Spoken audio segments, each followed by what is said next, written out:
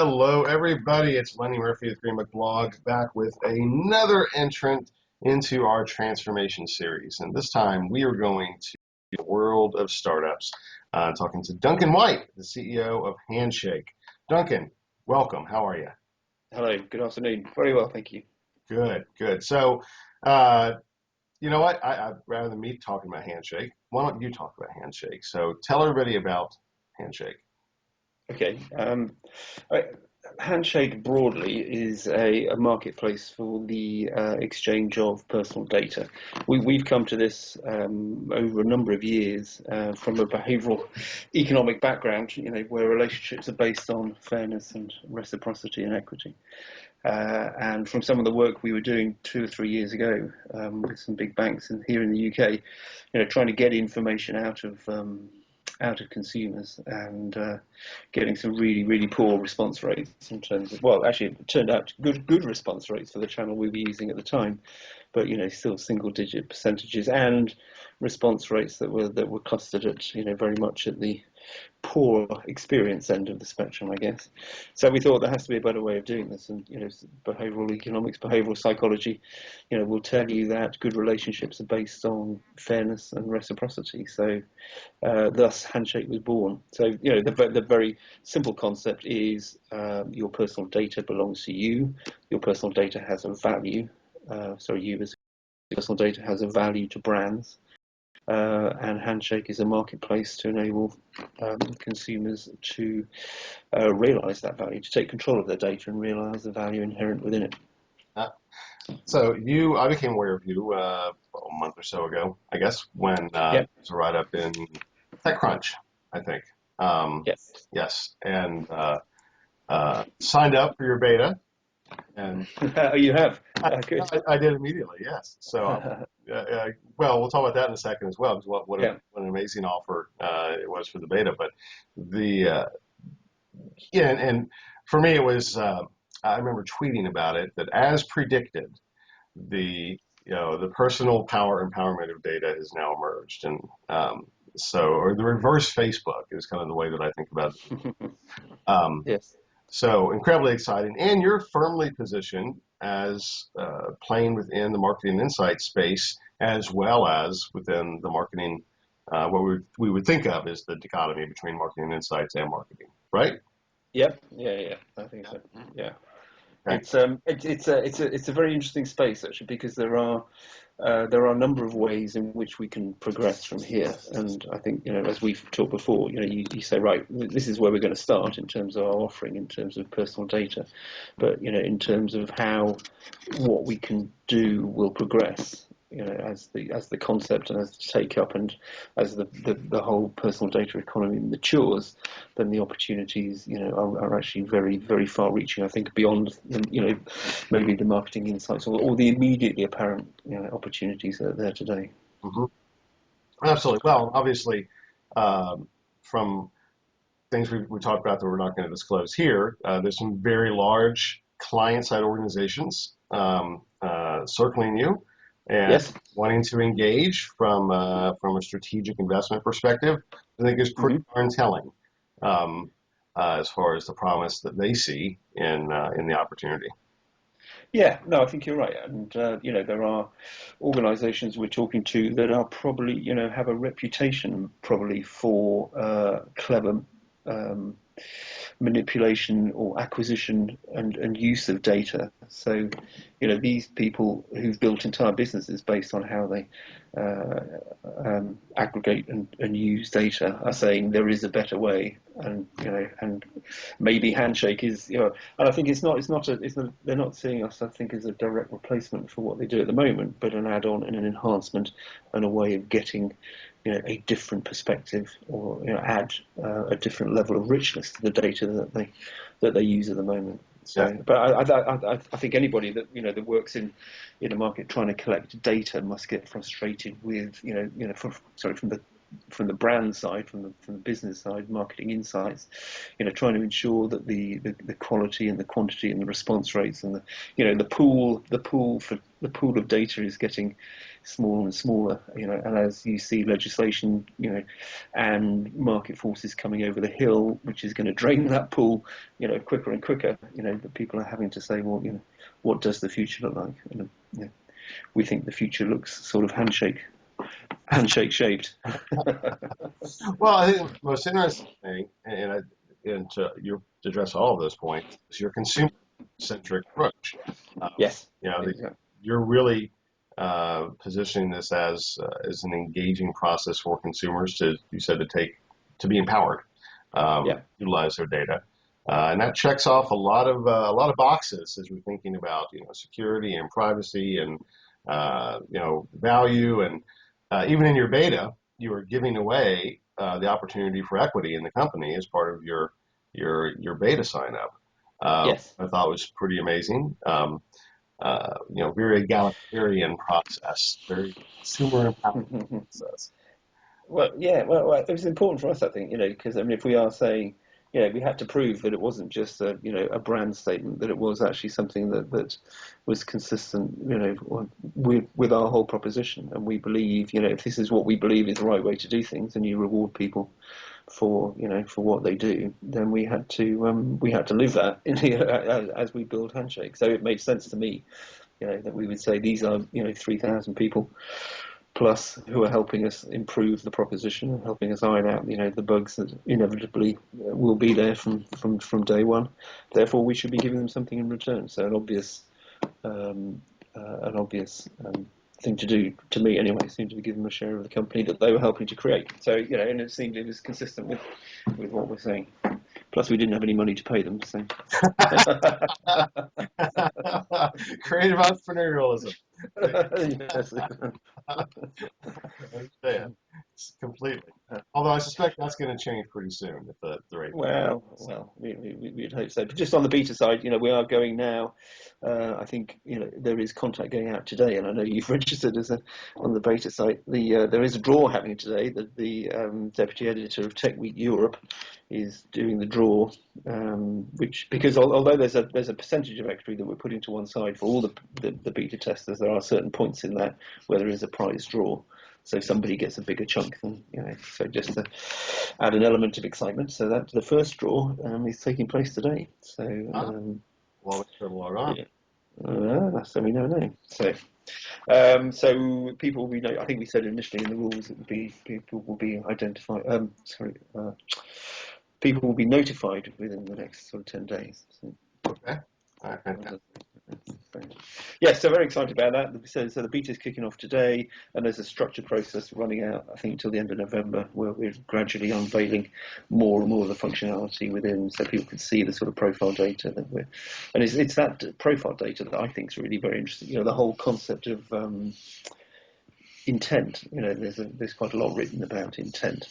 And if you think, that's to a large extent, a lot of data manipulation is trying to predict what people are going to do in the future based on what they've done in the past. And I think if you can add a first-party perspective on that in terms of what people are intending or not intending to do over the next 3, 6, 9 months, whatever the variable time horizon it is, then and you start building that category of data, and you realise actually just how big that can be in terms of data fields and what choices people have come over these variable time frames. And so I think it's that's going to be a big one, I think. But also other stuff. You think of all the ways in which people track their behaviour. At the moment, I have a scale that depressingly beams my percentage of body fat back to the cloud somewhere every morning, which stubbornly remains about the same level.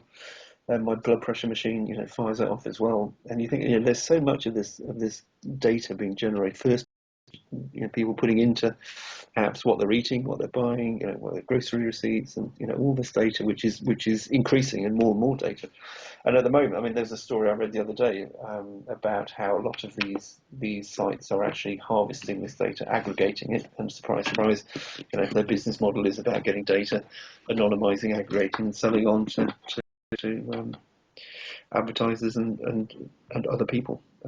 So I think yes, I mean, and that in a nutshell is the handshake model. So you should take control of your data. should be able to do that, and you should be able to monetize, I guess, the data stream. Right. But I think there's a lot of interesting areas you can go to. Stop me if I'm rabbiting on too much. But I think if you take that and you look at the data, that's coming out of these things, and you look for ways in which you can exploit the value of that data which at the moment is sort of being taken out of the system by intermediaries or whoever. But if you look at healthcare data, and you look, the amount of personal data that people are generating, the amount of data that's held in their health records, if you could combine the two and give people control of that and get that funded by drugs companies or third parties are out who would love to know this data, and split some of the reward between the individual and the healthcare provider, and you start to say, oh, hang on, this could be quite a good way of starting to fund, because funding healthcare is not just in America, it's all over the place. Funding healthcare is an issue. I was there was an interview on the radio here the other day. I reckon they said within a couple of years, the amount of drugs that the NHS prescribes, it wouldn't be able to fund the amount of drugs that on the trend that it was on. It would basically run out of money in a couple of years. So, and that is a completely different point around actually exercise is as good as managing chronic illnesses such as diabetes, etc., as medication. So sorry, I got diverted there. But there are ways in which I think people think creatively about about the value of their personal information and how you can use that for personal gain, but also community gain, and pulling together communities of individuals who jointly then make the best use of their data in order to benefit them and their community. I think it gets very exciting. So, which data sources is Handshake going to be aggregating? Well, again, this is where we so you have to pick a point where you start from. So, the point where we're starting is very much around profiling people. So it's data around who you are, what you do, where you live, what you have, where you shop, what you think, what you do. I say the intent. There is because of our behavioral psychology background. There is some personality profiling in there as well, but it's very much so allowing brands to pick segments of people based on their personal data and the profiles that they have. What they then want them to do at this stage is entirely up to the brand. So, an obvious one that people look at is surveys and using and it's a very, it's a direct link between a brand and its customers without an intermediary in the way. And sorry, the one thing I should mention also is that we haven't covered is the negotiation element of it. So based on the profiling data that you have within Handshake, enables you to negotiate a price for whatever data. And I'm using data in the widest possible sense in terms of information. Whatever information a brand wants from you, then you can negotiate a price for that. So it's sort of mass individualism, if you like, or being able to negotiate at scale, but at an individual level. So there might be 1,000 Duncan Whites, therefore the fact that I'm going to go and buy a car in the next 3 months isn't actually that important. But there's only one Lenny Murphy, and therefore your data, might, but your data, might be worth quite a lot more than mine in terms of. So this is why we're trying to position Handshake as a market for information. So we're not trying to set prices. We're just trying to open a negotiation. So, and we talk about brands and consumers, but actually, as you go down the road, you can talk about, it can be flipped on its head. So people, bands of consumers who are looking for information from brands. And if you aggregate, you can get that, into. So it's a very much a the intention is to provide the marketplace within which all these individual businesses, consumer negotiations and relationships can establish and thrive. For example, one of the things that we are thinking of in terms of as you get member engagement, and you can then start to build up, and you can then start to go back to some of these bigger companies, particularly within Europe, as legislation is heading towards personal data belonging to the individual. So if I, as one individual, go back to my telephone provider and say, I'd like all my data, please, or I'd like to negotiate a price with you for you using my data, that's one thing. If we have 10,000 people, it becomes a bit more of a problem for them. If I have 1 million people, I'd say yes, and I want to negotiate with you because European legislation is on my side. That data is mine, Yeah. and Well, I'd quite like to take it. It's a the UN has already classified it as an asset class. I mean, that, exactly. Yeah. So yeah. it's yeah.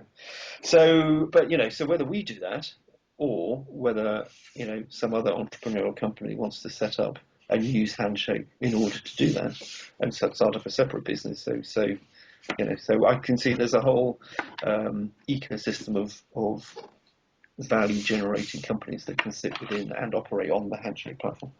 It's interesting.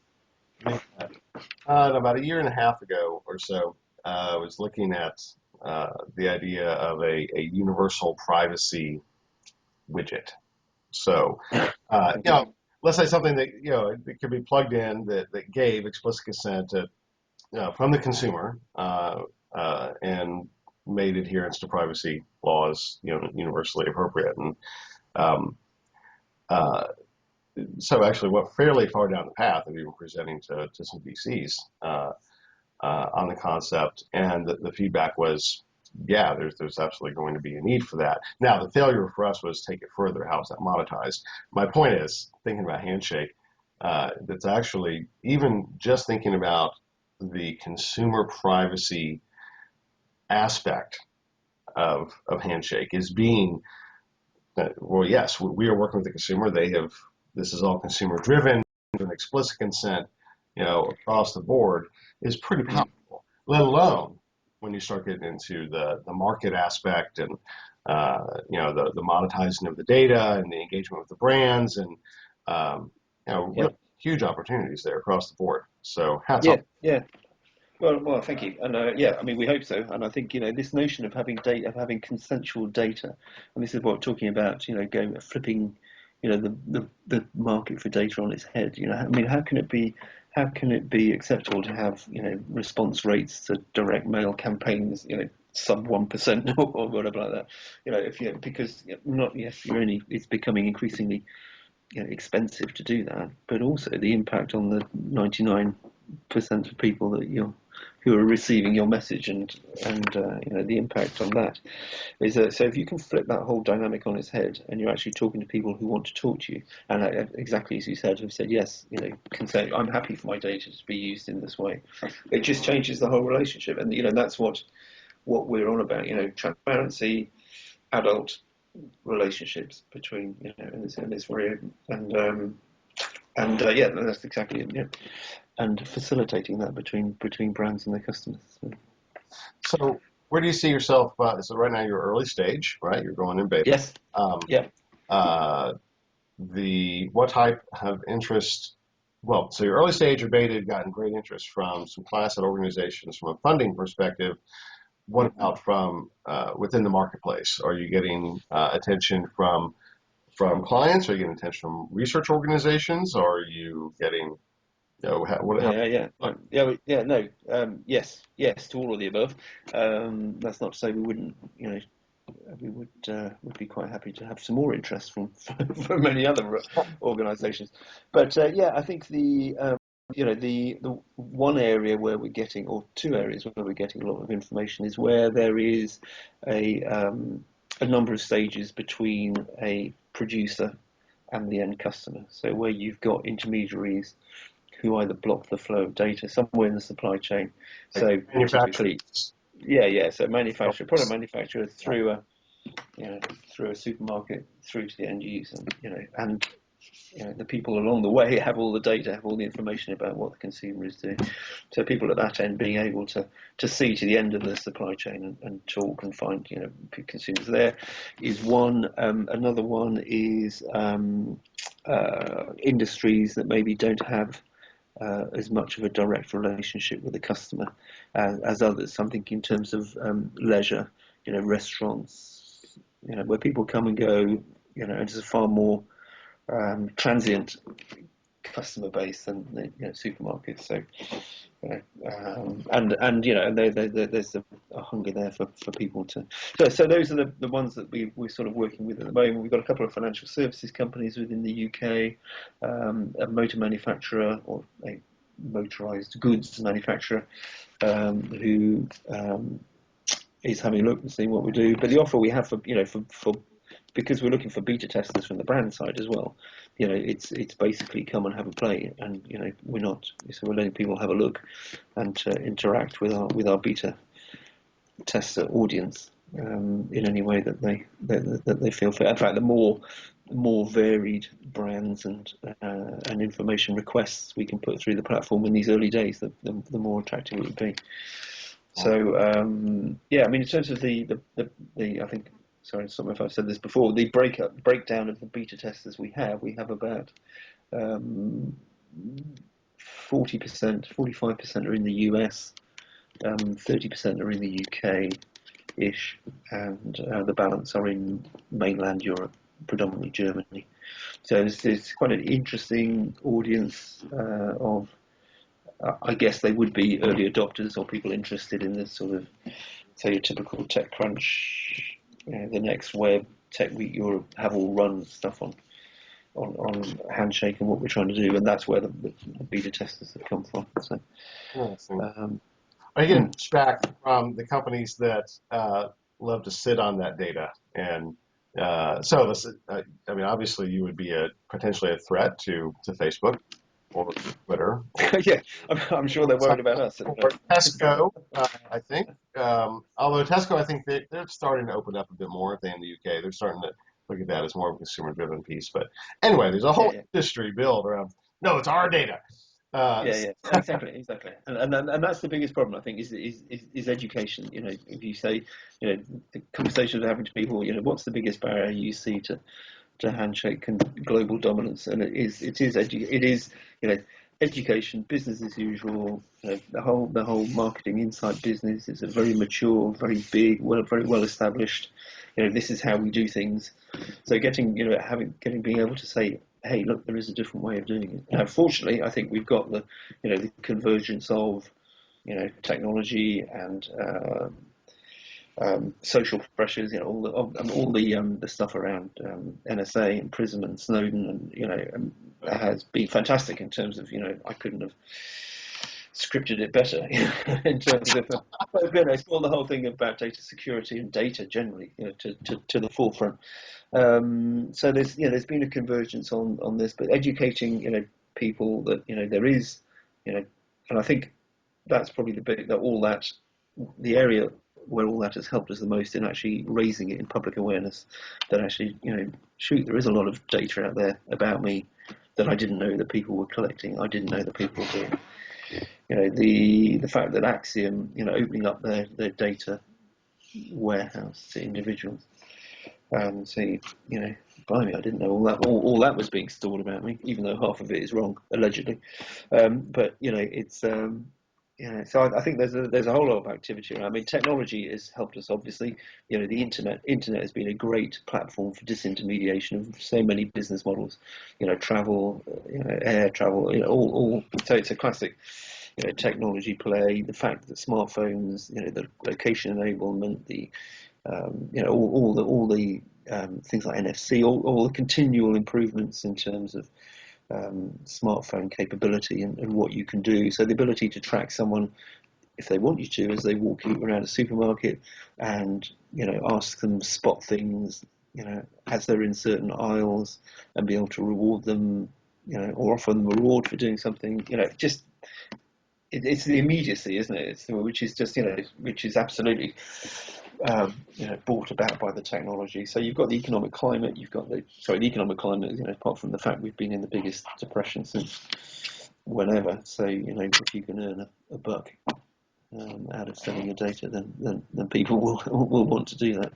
So you've got the economic background. You've got the technology climate, the social climate around privacy and around data generally, and I think the three are combining to hopefully make this the right time to be doing this. But it is education, getting brands to understand there has to be a different way of doing it, which is being pushed along by other legislation and just by general sentiment, I think. But also on the side of the consumers to say, look, there is a different way you can do this, and there is value inherent in what you do, and you should be aware of it, and you should benefit from it. Yeah.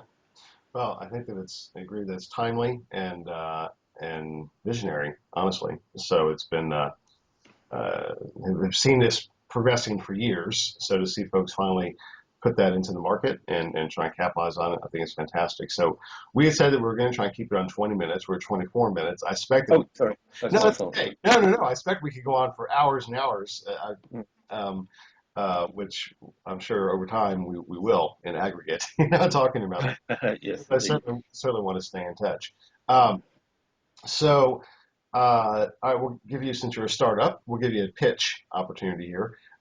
So two things. One, we're going to ask you to come and speak at the Insight Innovation Exchange Conference in Amsterdam in February. I know I mentioned that last time we Yeah, spoke. yeah. So one way or the other, folks should have a chance to be able to meet you here in a few months there. But in the meantime, if anybody who's watching this wants to get in touch with you, explore Handshake a little bit more, how can they do that? Duncan.White at handshake.uk.com. At Handshake Users is the Twitter feed. Uh, handshake.uk.com is the website. Yeah, all of the above. Okay. All right, absolutely. So good. All right, Duncan, Okay, thank you very much for your time. We will pleasure. checking in with you and looking at your progress, or I'm sure we'll probably hear about it in the news before anything, because I think there's a lot of people that are paying attention to this. It can be incredibly disruptive. So um, thanks for Yes, your sir. time. Hang on one second. I'm going to chat with you just for a minute after we stop the recording, but Sure. we'll end the official interview now. So, Okay, and good luck with the beta. oh, thank you. Yes. Uh, Okay. all right.